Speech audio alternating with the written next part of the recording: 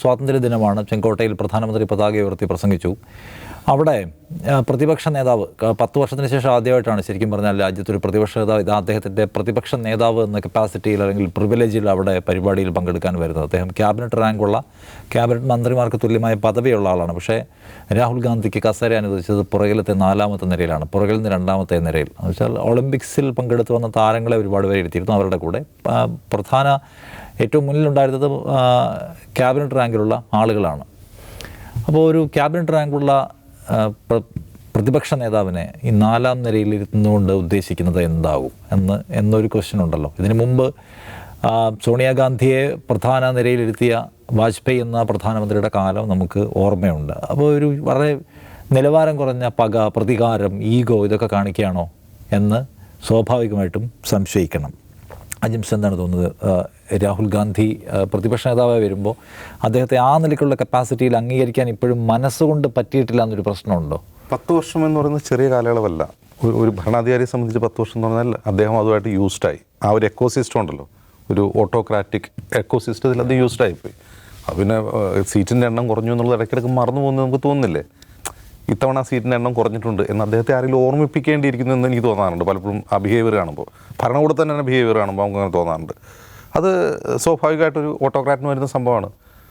ഇപ്പോൾ പലരും പറയാറില്ല, കഴിഞ്ഞ തെരഞ്ഞെടുപ്പിൽ നരേന്ദ്രമോദി തോറ്റിരുന്നെങ്കിൽ അദ്ദേഹം എന്ത് ചെയ്യുമായിരുന്നു എന്ന് നമ്മളൊക്കെ ആലോചിച്ചിട്ടുണ്ടല്ലോ. ഇനി അങ്ങനെ തോറ്റുപോവാണ് അദ്ദേഹം. വാരണാസിയിൽ ചിലപ്പോൾ തോറ്റുപോയേനെ, വലിയ ഭൂരിപക്ഷം കുറഞ്ഞു പോയായിരുന്നു. പ്രിയങ്ക ഗാന്ധി അവിടെ മത്സരിച്ചിരുന്നെങ്കിൽ തോറ്റുപോകുമായിരുന്നു എന്നൊക്കെ പലരും പറയാറുണ്ട്. തോറ്റുപോയാൽ അദ്ദേഹം എന്ത് ചെയ്യും? പ്രധാനമന്ത്രി അല്ലാതെ അദ്ദേഹം എങ്ങനെ ജീവിക്കും? അങ്ങനെ പ്രശ്നമുണ്ടല്ലോ. അതെല്ലാം ഏകാധിപതികൾക്കുള്ള പ്രശ്നമാണ്. നോക്കുക, ഈ ഏറ്റവും കൂടുതൽ സീറ്റ് BJP കിട്ടിയ ഏത് ഇലക്ഷനിലാണ്? 2019 അല്ലേ? 2019 300-ലധികം സീറ്റ്, 330 സീറ്റുകൾ, 303 സീറ്റ്. ഒന്നാമത്തെ ജനറൽ ഇലക്ഷൻ ഉണ്ട്, ജവഹർലാൽ നെഹ്റു പ്രധാനമന്ത്രി ആയതിനു ശേഷം നടക്കുന്ന സ്വതന്ത്ര ഇന്ത്യയിലെ ആദ്യ തെരഞ്ഞെടുപ്പ്. ആ തെരഞ്ഞെടുപ്പിൽ തന്നെ 360-ലധികം സീറ്റ് കോൺഗ്രസിന് ഒറ്റയ്ക്കുണ്ടായിരുന്നു. ജവഹർലാൽ നെഹ്റു അങ്ങനെയാണ് പ്രധാനമന്ത്രിയായത്. അപ്പോൾ ആ പാർലമെൻറ്റിൻ്റെ പ്രസിഡൻറ്റിൻ്റെ നയപ്രഖ്യാപന പ്രസംഗത്തിന് ശേഷം, നയപ്രഖ്യാപനമല്ല, presidential address, president parliament address ചെയ്തതിന് ശേഷം നടന്ന ചർച്ച. ആ ചർച്ചയിൽ ജവഹർലാൽ നെഹ്റുവിൻ്റെ ഒരു വിഖ്യാതമായ പ്രസംഗമുണ്ട്.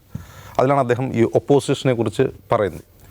അപ്പോൾ അദ്ദേഹം പറയുന്നതെന്ന് വെച്ചാൽ, അദ്ദേഹം സീറ്റ് എണ്ണിയല്ല പറയുന്നത്, വ്യത്യസ്ത കളറിലുള്ള ആളുകളുടെ ഉണ്ട്. കളർ എന്ന് പറഞ്ഞാൽ ഇൻ ദ സെൻസ് ഐഡിയോളജി വെച്ചിട്ടാണ് അദ്ദേഹം അത് പറയുന്നത്. ഫാർ ലെഫ്റ്റ് മുതൽ ഫാർ റൈറ്റ് വരെ എൻ്റെ മുമ്പിൽ ഒപ്പോസിഷൻ ബെഞ്ചിലുണ്ട്. അവരിൽ പലർക്കും സീറ്റ് എണ്ണ അദ്ദേഹം പറയുന്നില്ല. അതായത് ഇത്ര പെർസെൻറ്റേജ് വോട്ട് കിട്ടിയിട്ടുണ്ട്. അത്രയും പെർസെൻറ്റേജ് എന്ന് പറഞ്ഞാൽ ഇന്ത്യയിലെ വ്യത്യസ്ത ജനവിഭാഗങ്ങളുടെ അഭിപ്രായങ്ങളുടെ പെർസെൻറ്റേജ് ആണെന്ന് ഞാൻ മനസ്സിലാക്കുന്നു. ഇന്ത്യയിലെ കുറച്ച് ആളുകളുടെ അഭിപ്രായത്തെയാണ് അവർ പ്രതിനിധീകരിക്കുന്നത്.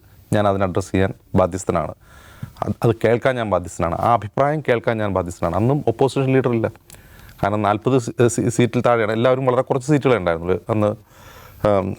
ഒറ്റകക്ഷി നേതാവ് ചെയ്യായിരുന്നു തോന്നുന്നു അല്ല, അന്ന് ഏറ്റവും വലിയ ഒറ്റകക്ഷി സോഷ്യലിസ്റ്റ് പാർട്ടിയാണ്. 2ാം സ്ഥാനത്ത് CPI ആണ്, കമ്മ്യൂണിസ്റ്റ് പാർട്ടി ഓഫ് ഇന്ത്യ ആണ്. അപ്പോൾ അങ്ങനെയാണത്. അപ്പോൾ സോഷ്യലിസ്റ്റ് പാർട്ടി ആണെങ്കിൽ പോലും അവർക്ക് 12% വോട്ടും 10 സീറ്റും ഉണ്ടായിരുന്നുള്ളൂ. അതിലും കുറവായിരുന്നു കമ്മ്യൂണിസ്റ്റ് പാർട്ടി അന്നുണ്ടായിരുന്നു 52 തെരഞ്ഞെടുപ്പിൽ. അത്രയും ഗ്രാനുലാർ മൈനോറിറ്റി ഒപ്പോസിഷനോട് അദ്ദേഹം കാണിച്ചൊരു ബഹുമാനമുണ്ട്. അതൊരു ട്രൂ സ്റ്റേറ്റ്സ്മാനും ട്രൂ ഡെമോക്രാറ്റിനും മാത്രം പറ്റുന്നൊരു കാര്യമാണ്. നമ്മൾ കമ്പയർ ചെയ്യാൻ പോലും പറ്റില്ല ആരുമായി. നമ്മൾ ഇപ്പോഴത്തെ പ്രധാനമന്ത്രിയെ കമ്പയർ ചെയ്യാൻ പോലും പറ്റില്ല. അപ്പോൾ അത് അദ്ദേഹം പറയുന്നത് എന്താണ്? ഇപ്പം ജനസംഘം ഉണ്ടെന്ന്, ജനസംഘത്തിനും 0.9% വോട്ടാണ് കിട്ടിയിട്ടുള്ളത്. അപ്പോൾ അതിനെയും അദ്ദേഹം കേൾക്കുകയാണ്, സോഷ്യലിസ്റ്റുകളെ കേൾക്കുകയാണ്, കമ്മ്യൂണിസ്റ്റ് പാർട്ടി കേൾക്കുകയാണ്, എല്ലാവരെയും കേൾക്കുകയാണ്. അതെല്ലാം ഇന്ത്യ എന്ന് പറയുന്ന ഒരു വളരെ ഡൈവേഴ്സ് ആയിട്ടുള്ള രാജ്യത്തെ ജനങ്ങളുടെ അഭിപ്രായത്തിൻ്റെ റെപ്രസെൻറ്റേഷനാണെന്ന് മനസ്സിലാക്കുക എന്ന് പറഞ്ഞാൽ അതൊരു ഒരു ഫിലോസഫറായ, ഒരു പണ്ഡിതനായ ജനാധിപത്യവാദിക്ക് മാത്രം സാധിക്കുന്ന ഒന്നാണ്. അത് നമ്മളൊരു ബെഞ്ച് മാർക്കാണ്. നമ്മൾ ഇന്ത്യൻ ജനാധിപത്യത്തിൻ്റെ ബെഞ്ച് മാർക്കായിട്ട് വേണമെങ്കിൽ നമുക്ക് ആ പ്രസംഗത്തെ, ഇന്ത്യൻ പാർലമെൻ്ററി സംവിധാനത്തിൻ്റെ ബെഞ്ച് മാർക്കായിട്ട് ആ പ്രസംഗത്തെ കാണാം. അവിടെ നിന്ന് നമ്മൾ എങ്ങോട്ടാണ് വരുന്നത്? 2014 സീറ്റെണ്ണമില്ല എന്ന് പറഞ്ഞുകൊണ്ട് പ്രതിപക്ഷത്തെ ഒപ്രസ് ചെയ്യുന്ന മറ്റൊരു ഭരണകൂടത്തെയാണ് നമുക്ക് കാണുന്നത്. ആ ഭരണകൂടം 10 വർഷം ഭരിച്ചു. പക്ഷേ ഈ 2024 തെരഞ്ഞെടുപ്പിന് ശേഷം മാഹോൽ ബദൽ ഗയ എന്നുള്ളതും അദ്ദേഹത്തിന് മനസ്സിലായിട്ടില്ല. അദ്ദേഹത്തിന് എഴുതി കാണിക്കേണ്ടി വരും. ടെലിപ്രോംപ്റ്ററിൽ, ഈ ചെങ്കോട്ടയിലെ പ്രസംഗത്തിൽ ടെലിപ്രോംപ്റ്ററിൽ എഴുതി കാണിക്കേണ്ടി വരും നമുക്ക് എണ്ണം കുറവാണ് എന്ന് ഇടയ്ക്കിടയ്ക്ക് ഓർമ്മിപ്പിക്കേണ്ട ഒരു അവസ്ഥയാണ്. ഇതൊന്നും ആലോചിക്കുക, ഇത് ശരിക്കും ഒരു തരം ഹ്യൂമിലിയേഷനാണ് ശരിക്കും. അദ്ദേഹം രാഹുൽ ഗാന്ധി എവിടെയാണ് പോയിരിക്കുന്നത്? 4th റോയിൽ, ഏറ്റവും സെക്കൻഡ് ലാസ്റ്റ് റോയിൽ ഒളിമ്പിക് മെഡൽ ജേതാക്കളുടെ ഒപ്പം ഇരിക്കുകയാണ്. അതിൽ PR ശ്രീജേഷ് ഏറ്റവും മുൻനിരയിലിരിക്കുകയാണ്. അതായത് ഒളിമ്പിക് മെഡൽ ജേതാക്കളോടൊപ്പം മാനിക്കേണ്ട ഒരാളാണ്. ഇത് വാജ്പേയി പോലും ചെയ്തിട്ടില്ല. വാജ്പേയിയുടെ കാലത്ത് സോണിയാഗാന്ധിക്ക് മുൻനിരയിൽ തന്നെ, സോണിയാഗാന്ധിയാണെന്ന് പ്രതിപക്ഷ നേതാവ്, മുൻനിരയിൽ തന്നെ സ്ഥാനം ഉണ്ടായിരുന്നു. അപ്പോൾ ഇത് ഒരു ഏകാധിപതിയുടെ ദേജാവുമാണ്. ദേജാവ് എന്ന് പറഞ്ഞാൽ മുമ്പും അദ്ദേഹം എന്താണോ പിന്തുടർന്നു അതിപ്പോഴും അദ്ദേഹത്തിന് തോന്നുന്നതാണ്, ഞാൻ ആ പൊസിഷനിലാണ് ഇരിക്കുന്നത് തോന്നലാണ്. ആ തോന്നൽ മാറ്റി കൊടുക്കേണ്ടതെന്നാണ് എനിക്ക് തോന്നുന്നത്. അത് പാർലമെൻറ്റിൽ അതിൻ്റേതായ ഉചിതമായ മറുപടി പ്രതിപക്ഷം നൽകുമായിരിക്കും. ദിവസം എന്താ തോന്നുന്നു?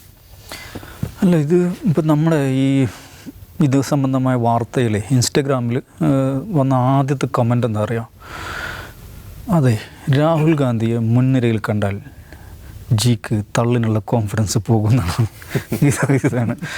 ഇതാണ് ജിയുടെ പ്രശ്നം. ജിക്ക് മുൻനിരയിൽ രാഹുൽ ഗാന്ധിയെ കണ്ടുകൊണ്ട് പ്രസംഗിക്കാൻ പറ്റുമോ?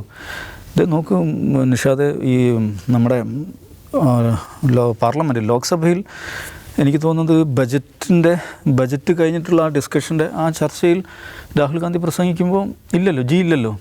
അപ്പോൾ രാഹുൽ പറഞ്ഞിട്ടില്ല ഇനി ഞാൻ പ്രസംഗിക്കുന്നിടത്ത് ജി ഉണ്ടാവില്ല എന്ന് പറഞ്ഞിട്ടുണ്ട്. ഇപ്പം അങ്ങനെയല്ല, രാഹുൽ ഉള്ളിടത്ത് എനിക്ക് പ്രസംഗിക്കാൻ പറ്റില്ല എന്നുള്ള അവസ്ഥയിൽ അദ്ദേഹം എത്തിയതായിരിക്കും.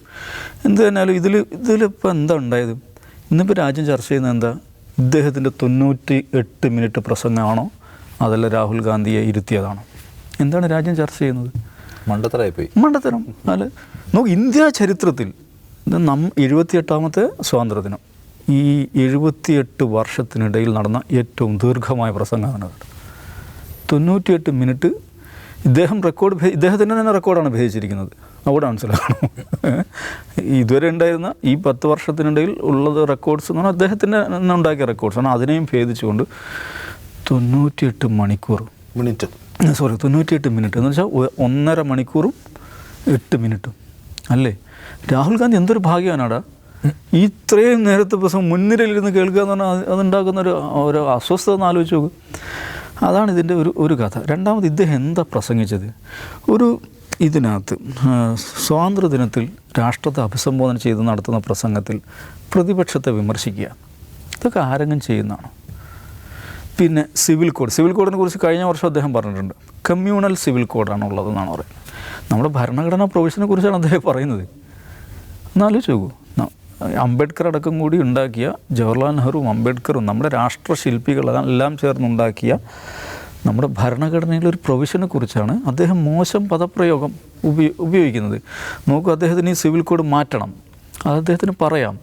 സിവിൽ കോഡ് മാറ്റണം കുറേ കാലമായി പറയുന്നു. ഞാൻ ഇതിനെക്കുറിച്ചുള്ള ആദ്യ ചർച്ച വന്നപ്പോൾ പറഞ്ഞിട്ടുണ്ട്, സിവിൽ കോഡ് മാറ്റണം എന്നതാണ് BJPയുടെ ആവശ്യമെങ്കിൽ BJPയോട് പറയേണ്ടത്, നിങ്ങളൊരു ഡ്രാഫ്റ്റ് കൊണ്ടുവരൂ, ഒരു കോമൺ സിവിൽ കോഡിൻ്റെ ഒരു ഡ്രാഫ്റ്റ് കൊണ്ടുവരും. ഇതാണല്ലോ അതിൻ്റെ പ്രാഥമികമായ ചുവടെന്ന് പറയുന്നത്. പക്ഷേ അങ്ങനെ ഒരു പരിപാടി ഇതുവരെ നടന്നിട്ടില്ല. ഒരു ഡ്രാഫ്റ്റ് പ്രപ്പോസൽ ഇതായിരിക്കണം നമ്മുടെ രാജ്യത്തെ എല്ലാ വിഭാഗങ്ങൾക്കുമുള്ള ഒരു കോമണായ സിവിൽ കോഡ്. അങ്ങനെയൊന്നുമില്ല. ഇതെല്ലാ വർഷം ഇതേക്കുറിച്ച് പറഞ്ഞുകൊണ്ടിരിക്കുകയാണ്. അപ്പോൾ ഇദ്ദേഹം എന്തൊക്കെ കാര്യങ്ങളാണ്, മെഡിക്കൽ സീറ്റ് വർദ്ധിപ്പിക്കുന്നതിനെ കുറിച്ചൊക്കെ ഒരു സ്വാതന്ത്ര്യദിന പ്രഭാഷണത്തിൽ പറയുക എന്നാണ്. കുറേ പിള്ളേർ പുറത്തൊക്കെ പോയി പഠിക്കുന്നുണ്ട്, അതുകൊണ്ട് മെഡിക്കൽ സീറ്റ് വർദ്ധിപ്പിക്കണം. ഇങ്ങനെ ചെറുതും വലുതും പ്രസക്തവും അപ്രസക്തവുമായ സർവ്വകാര്യങ്ങൾ വായിൽ വന്നതെല്ലാം 98 മിനിറ്റ് ഇങ്ങനെ പ്രസംഗിക്കുകയാണ്. ഈ സ്വാതന്ത്ര്യദിന പ്രഭാഷണം എന്ന് പറയുന്ന അതിൻ്റെ ഒരു ഡെക്കോറം ഇല്ലേ, അതിനുള്ള ഒരു എന്താ നമ്മൾ പറയുക, അതിനൊരു മഹത്വം ഇല്ലേ? ഇതൊന്നും ഇല്ല. മൈക്ക് കാണുന്നു, കുറേ ആൾക്കാരെ കാണുന്നു, ഇങ്ങനെ പ്രസംഗിക്കുക. അപ്പോൾ എൻ്റെ അടുത്തിടെ എന്താ സംഭവിക്കുന്നതെന്ന് വെച്ചാൽ, ഈ 98 മിനിറ്റിൽ എന്താണ് പറഞ്ഞത് എന്നല്ല ഇപ്പോൾ രാഷ്ട്രം ചർച്ച ചെയ്യുന്നത്. ഒരു പ്രതിപക്ഷ നേതാവിനെ ഇങ്ങനെ അപമാനിക്കാൻ ഉദ്ദേശിച്ചുകൊണ്ട് നടത്തിയ ശ്രമം അത് നേർ വിപരീതമായ ഫലം ഉണ്ടാക്കുകയാണ് ചെയ്തിരിക്കുന്നത്. ഈ കഴിഞ്ഞ 10 വർഷത്തിനിടയ്ക്ക് നരേന്ദ്രമോദി നടത്തിയ സ്വാതന്ത്ര്യദിന പ്രഭാഷണങ്ങളെക്കുറിച്ച് നമുക്ക് ഇൻ്റർനെറ്റിൽ പോയാൽ കാണാൻ കഴിയും. അത് ഏറ്റവും ശ്രദ്ധേയമായ സംഗതി, അദ്ദേഹം അതിൽ പറയുന്ന വ്യാജങ്ങൾ, അർദ്ധസത്യങ്ങൾ, വ്യാജ അവകാശവാദങ്ങൾ എന്നിവയെക്കുറിച്ചാണ്. എന്ന് വെച്ചാൽ ഓരോ വർഷവും പൂർത്തിയാകുമ്പോൾ ഇന്ന ഭരണ നേട്ടങ്ങൾ കൈവരിക്കുമെന്ന് പറയും. ആ ഓരോ വർഷവും അത് കൈവരിച്ചോ ഇല്ല എന്നുള്ള ഒരു ഡേറ്റ നിങ്ങൾക്ക് ഇൻ്റർനെറ്റിൽ അവൈലബിൾ ആണ്. 1.5 ലക്ഷം കോടിയുടെ പാക്കേജ് 4 സ്വാതന്ത്ര്യദിന പ്രസംഗത്തിൽ അദ്ദേഹം പ്രഖ്യാപിച്ചിട്ടുണ്ട്, ആവർത്തിച്ച് 3 വർഷം മുമ്പ് പ്രഖ്യാപിച്ചാണ്. 75ാമത്തെ വർഷത്തിൽ കർഷകരുടെ വരുമാനം ഇരട്ടിയായിരിക്കും, ഞാനാണ് ഗ്യാരണ്ടി. ഇപ്പോൾ 78ആയി. പിന്നെയും കുറേ കാര്യങ്ങളുണ്ട്.